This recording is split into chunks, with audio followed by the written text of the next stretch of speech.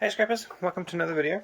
So today we shall be taking apart this oddly looking power box that we got with the rest of that stuff from the zoo. So let's get into it.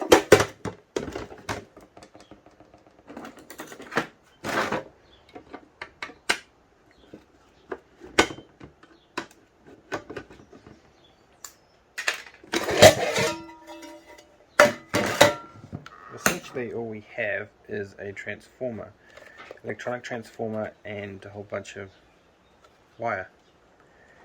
So let's quickly cut it all out, making sure that we don't collect any of the lead solder on the way through.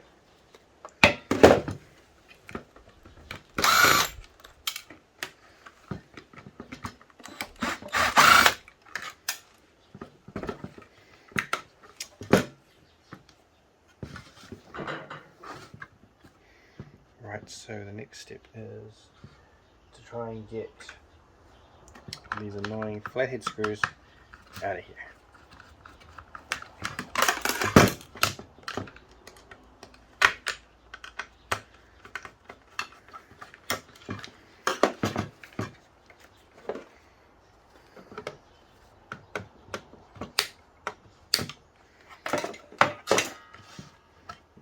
Nice piece of brass.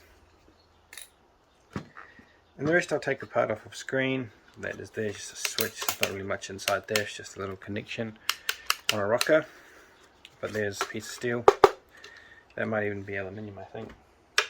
Yep, nice piece of aluminium. The rest is all steel, so I'll get that cleaned up. In the meantime, we'll see what's inside this thing, this electronic transformer. Just take the lid off.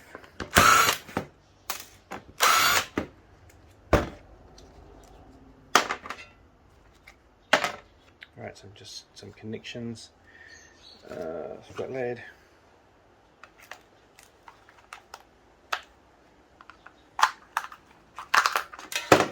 So there.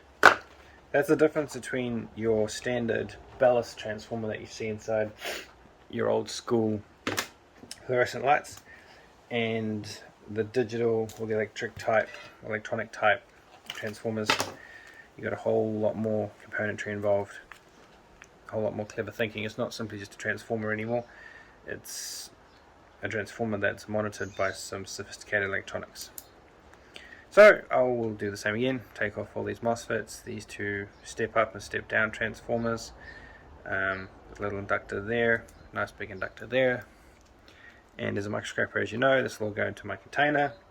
So when I retire, with some nice alloy as well. So maybe that piece on the other side will still be alloys too.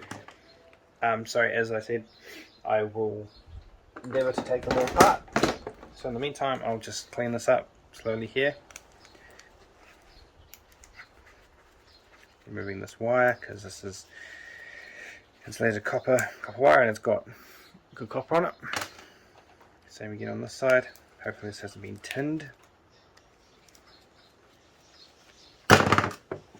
See, so what I do here, this part, is I just cut that piece off, maybe even just a little bit more, to keep it all nice and clean so the lead doesn't contaminate the copper when they melt it down. Although surely they should have some, as a recycler, they should have some contingencies or something like that. So, break this down, clean it up.